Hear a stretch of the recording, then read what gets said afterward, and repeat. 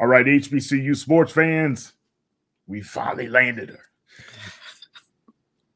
You know how I feel about this lady. She is one of my most favorites of them all to be able to call any game. It doesn't matter if it's football, if it's basketball, or whatever it is. And she's just a terrific person. We have with us today the legendary Miss Tiffany Greene. How you Woo! doing, Tiff? Ladies and gentlemen, no, I'm just joking. How That's are right. you? Give yourself applause, No, girl. no. I would love for you to just at any point in time just break away, and when I'm introduced somewhere, would you come with me I and do will that be. introduction? I'm like Flav. I'll be your hype man. Right. I appreciate that. I appreciate that. How are you? Oh, great. It's great to have you with Great to be us here. finally with your busy schedule to be able to give us a few little tiny tidbits on your thoughts of what's happening with this upcoming football season. And as well as I want to ask you a question about Jay Walker as well. Uh-oh, And this is dangerous territory right oh, there. Lord, look, no, but Jay is a great guy as He well. So, is. He is. but you guys have been doing this for how long now? Oh wow. So I've been in the business. I'm coming up on my 20th year, or this is my 20th year overall, but Wow. I've been with ESPN since 2012, full time since 2015. So it's been quite a journey. I hate to say I'm kind of one of the old heads in the game now, but yeah, I'm dating myself real quick. I Every know. time people say, "Oh, I got to cover that gray," Hey, look, it's real disrespectful up here. That's all I'm gonna say. that's all right. That's just wisdom, babe. There it is. And There it is. but you and Jay have been doing it so well together, and and if you haven't even seen them together or listened to them, you're doing yourself a disservice because they are like brother and sister, and they go at one another, but they do it with such class and professionalism. Yeah. I'm glad you all see it that way. In terms of, because like 2017 was our first broadcast together in the booth, right? And I Okay. was calling Alcorn State at Alabama State. That was the big game in October of 2017. And Oh, since that was a then, big I one. do give credit to Jay. While I will dispute him on a number of things on and off air, Yeah, right. he has been a great support, advocate, friend, that's really helped me through this business. I don't always get to give him his flowers and give him the credit because we are always, everything with our friendship is played up. Um, and we add fuel to the fire in our own unique ways. But You do. he has just been really supportive and kind of given that, his stamp of approval for people who were maybe unsure, um, for them to come in and say, she's cool, she's legit, she's about it. So Yeah, yeah. I really respect him and appreciate him for that. And but he gets on my nerves, and I love him. I can say both things, just like a brother sister relationship would be. Yeah. I mean, like, we really go at it like on the phone. Like, he likes to just start stuff like for no reason. Like, what That's you what big see. brothers do. That's Yeah. It just to remind you, like, oh yeah, well, we are, because he is never shy about dropping in anything related to his alma mater at any and all times, no matter the venue or setting. that's right. Um, but he also will tell you just the same that I love my alma mater just as much. And he was like, I don't know if I know anybody that loves their alma mater quite the way that you do. So, and I think that passion is great because it speaks to the larger picture to how many of us feel about our HBCUs and what they've done for us and what they mean to us and how it is integrated into every area of our lives. You're right, because being a part of a HBCU is special.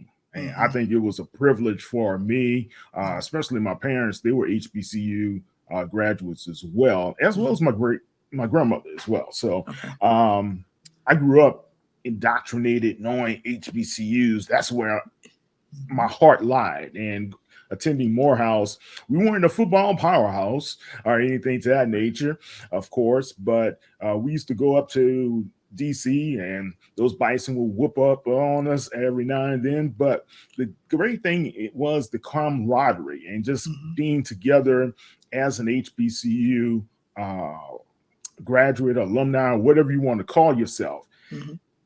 One thing I see with you guys, you bring the history, the knowledge of the HBCUs to the booth, and you educate the people on what's happening. And Charlie Neal does that so eloquently as well when he does his broadcasts. Why is it that when you guys get together, it seems like it's just like, it's not like a business meeting, it's more like a family meeting? Yeah. Well, we often dub our homecomings and our classics as family reunions, right? I mean, because that's what it feels like. And as a part of a family reunion, when you have that banquet, you're going to have everyone hear and listen to the elder speak of the history and how we came together and who these people are in our lives and the stock that you come from. So you know that there is a great responsibility to carry the torch, keep the legacy going. So that's how I feel when we are integrating that same information within our broadcast. It's our responsibility and quite honestly, our pleasure to share the history of these HBCUs, the impacts that they've had across, multiple states and throughout the world, and the wonderful people who helped to make it so. And keep it going. So yeah, I mean, like you mentioned Charlie Neal. I remember watching Charlie Neal, right? With BET used to have broadcasts, and his almanac of information as we've gotten the opportunity to work together. I mean, he just knows it like backwards and forward. And so I respect that so much. And what Jay and I have made a commitment to do is, and we push our producers on this, like, yo, we're not just here to cover this football game. And yes, there is wonderful pageantry that goes along with it, but don't forget the element of history. That is the reason why we're here, why we're even covering an HBCU as opposed to, how it's categorized as opposed to a PWI. Like there was a necessity there. Definitely. So I think that is something that we take pride in. I personally take pride in. And as my dad, who was a history major at FAMU, he would stay on me. He stays on me about it and would always drop those nuggets of information. And I'm glad that I have the platform to be able to do that now. That's awesome, man.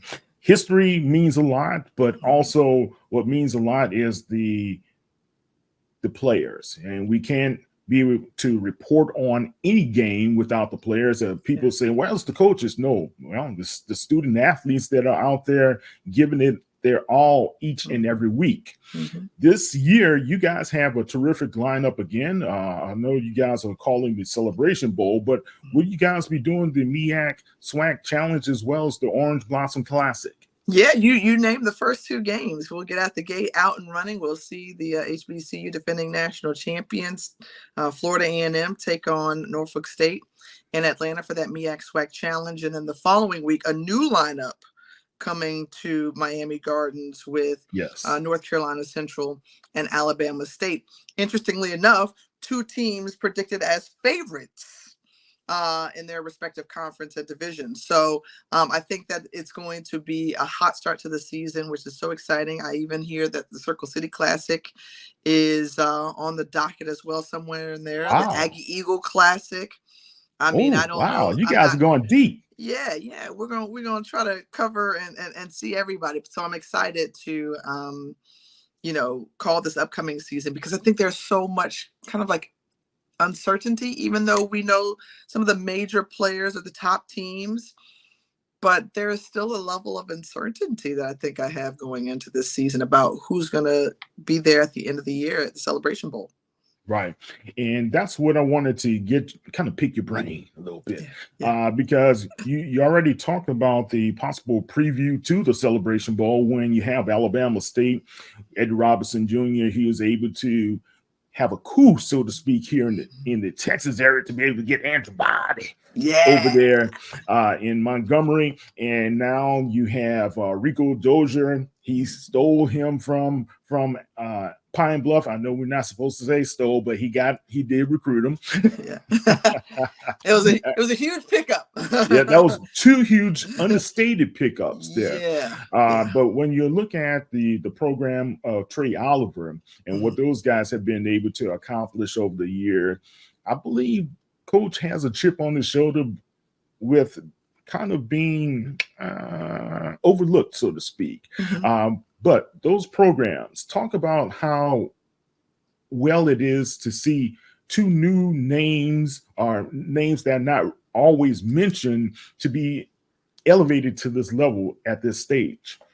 Well, I think North Carolina Central showed us what they were all about 2 years ago in the Celebration Bowl and that overtime victory. I mean, nobody could forget it. And many deemed that they would go back. I think we were all kind of expecting that last year until, Howard pulled out a can of whoop up, on They them. sure did. Which brings us to another wonderful kind of prelude to the season of what we will see between them, because I feel like it could come down to that game. But North Carolina Central, what Trey Oliver has done, he's all about culture over scheme, right? That's his theme. And it is really about that. So when you look at what was done during the off season, he's not picking up a lot of guys in the transfer portal. Maybe a sprinkle here and there, but that's not what he's about. And I love that, because that's also about development of talent that speaks to his lineage of coaching and who he's come through or coached with, and Rod Broadway, Sam Washington, among others. So he's got a new quarterback, Walker Harris, who balled out one game against Mississippi Valley State last year, put up like 5 touchdowns. But you're replacing someone who was a tremendous leader and an outstanding football player in Davius Richard. That's hard to replace. And so it's going to take the Jaden Taylors and the Joaquin Davises, among others, to try to fill that void of leadership, step up in those areas, and then kind of, provide a safety net, if you will, for Walker Harris, because the quarterback play is the biggest question mark, or one of the biggest question marks I have for this season.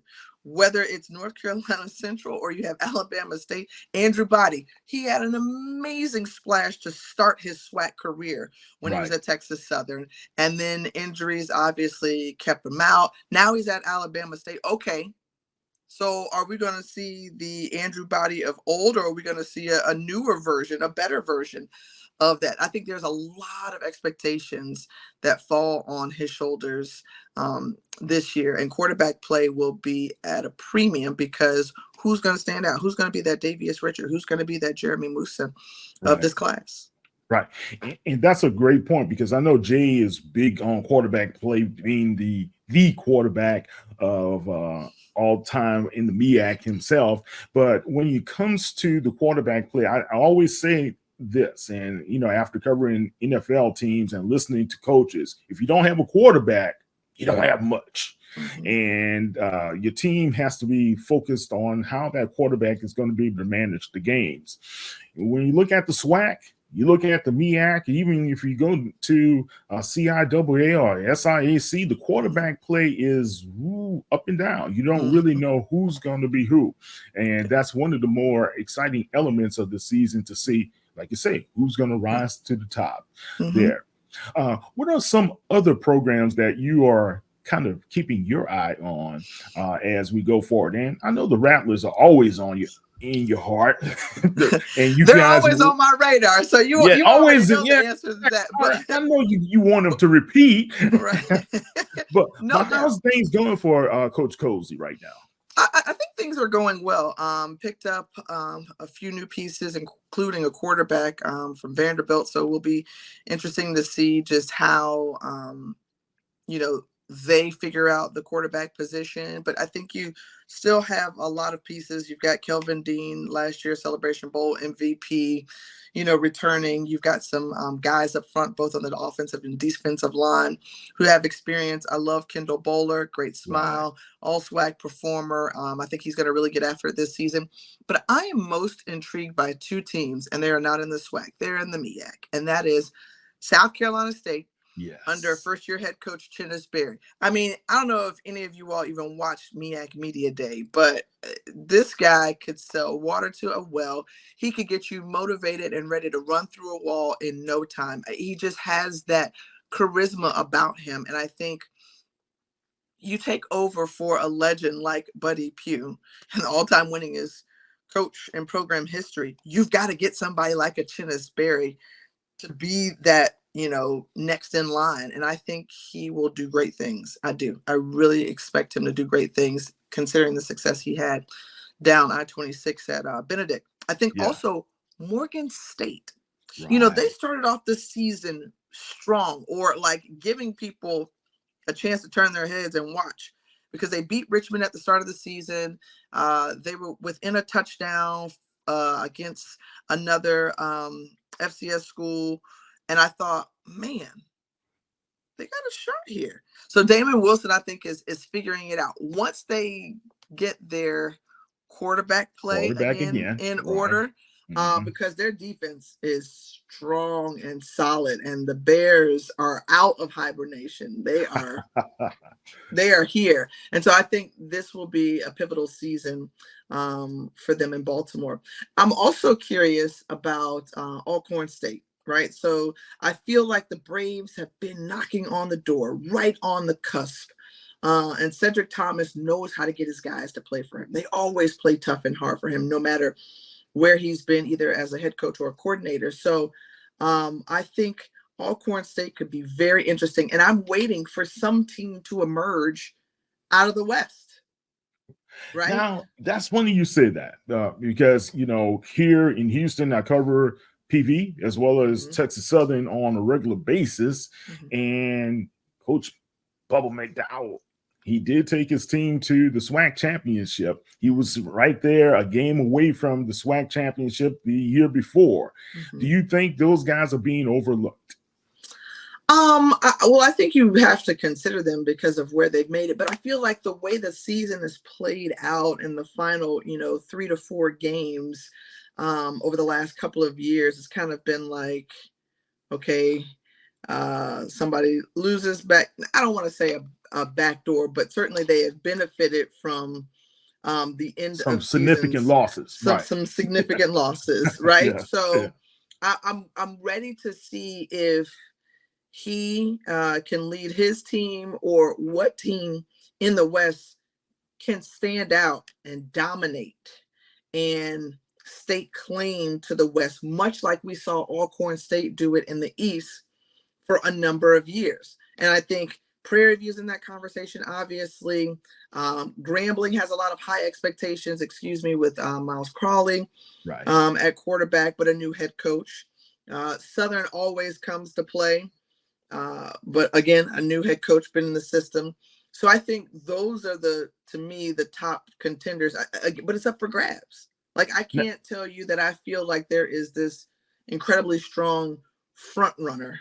And if I had to predict, it's going to be those 4 teams. And I'm just really curious to see what the Braves are going to do. And we haven't talked Jackson State that's what I was about to say. What about Coach Taylor? And he's another one, like, hey, man, we did do pretty well last year. Right. Yeah. 7-4 record. You can't talk SWAC football or HBCU football without talking Jackson State. Got to talk about GSU. 100%. And so I think again, the back half of the season, I really love the way that their quarterback came on. I think his name is Morgan, Ja'Cory Morgan. Yes. I really love what he did. And so I'm optimistic and cautiously optimistic to see how well he and the Tigers will do the season, because you got Irv Mulligan back. You got a lot of pieces still back from last year, and the enthusiasm that I think TC Taylor coaches with and has, and that charm that he has, works really well, both, in the locker room, but also to the fan base and the alumni base. So, yeah, you cannot discount Jackson State at all. You cannot. Not one bit. All right. Before we get you out of here, because I know you're on a tight schedule, Yeah. Talk about what excites Tiffany Greene each and every year to get you your motors rolling and giving us the best that you can when you get to the broadcasting booth. Kyle, I'm going to give you something that's a little offbeat. Rest. No, I understand it. Yes. That is genuine, because once I leave football, I'm doing basketball and then softball and then WNBA. And then I put the bowling championships in there, or you throw in the Nathan's hot dog eating contest this year. So you did that. Wow. Yes. So I do a lot of events throughout the year. So rest, honestly, is what recharges me. Time with my family. My husband and I, we try to take a vacation with our sons. Bryson is 7, wow. Aaron is 3. So that's a whole nother kind of job or a part of life that takes my batteries too. But so anytime that I can find rest, that is what honestly recharges me, because those conversations about what's happening during the season, or talking to coaches, or talking, teams and scenarios and things like that, that always happens, right? That's just par for the course. Yeah. Because of what I'm interested in and because of what I do. But anytime that I can take time for myself and just clear my mind and woosah, that's what gets me excited for the season. And then by the time media days come around, I'm like, okay, that gives me a good gauge of like, okay, let's get up. Okay, here we go. Let's get ready.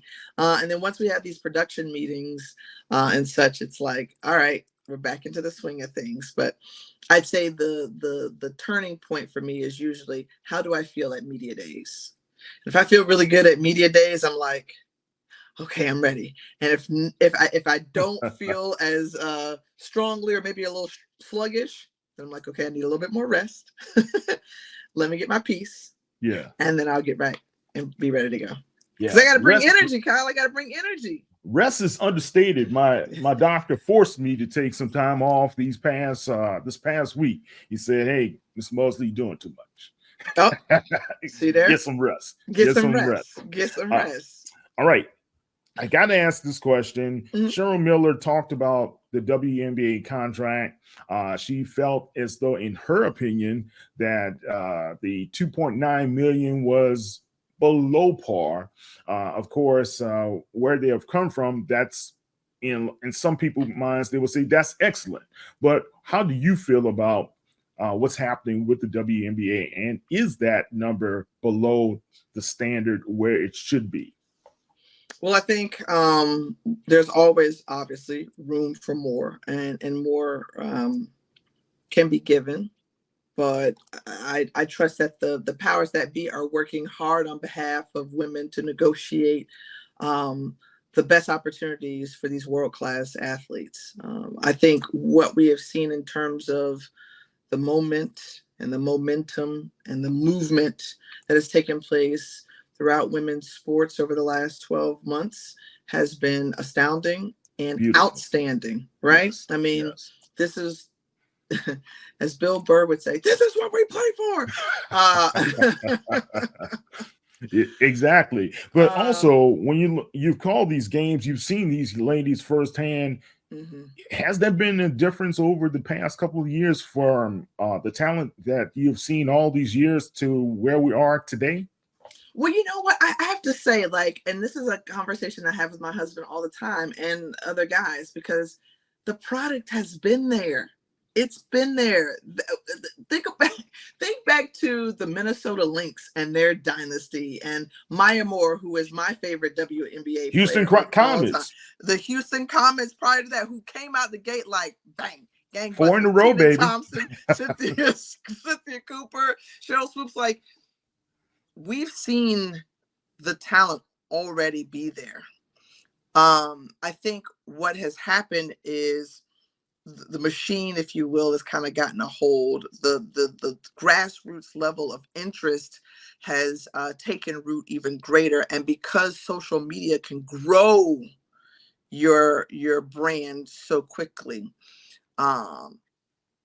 with being phenomenal basketball players, then Right. yeah, we've seen that skyrocket. But I think it's been a perfect storm of all the elements put together to make for an even greater superstar.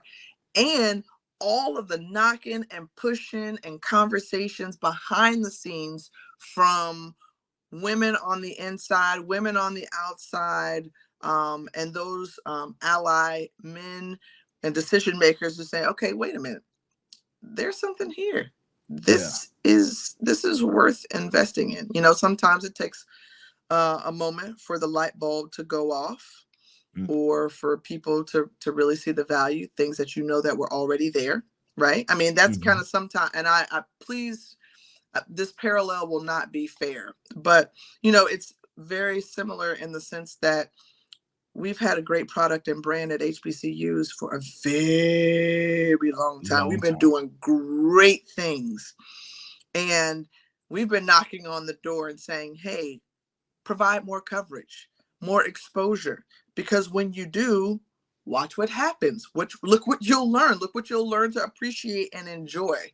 So I feel like the WNBA is in a wonderful position, and I hope that this can be an even greater springboard to more opportunity, more money, more exposure, and more just enjoyment from the entertainment perspective, from the casual fan to the avid sports fan. Yeah, definitely. Favorite Olympic moment thus far? Ooh, well, I mean, I'm a huge Simone Biles fan. Who isn't? Okay. Since track and field hasn't started, the redemption of the women's gymnastic team winning gold, love it. So I just, all their stories are just so great. But Yeah. shout out to the men, who I don't know if everybody thought they were going to, but what's my buddy, Even the get a medal, Superman? right? What's the Superman do? Getting helping on the pommel horse to help get the bronze Right. medal. When he takes those glasses Yeah, when off. he takes the glasses and it's like the little Clark squint. Kent no more. Oh man, And but like, Franklin as well. Think about yes, him. oh yes, Wow. yeah, just great. Like, this is the time of every 4 years. I geek out on the Olympics because it's any broadcaster's dream, right? That is on the bucket list, if you will, for me as a broadcaster.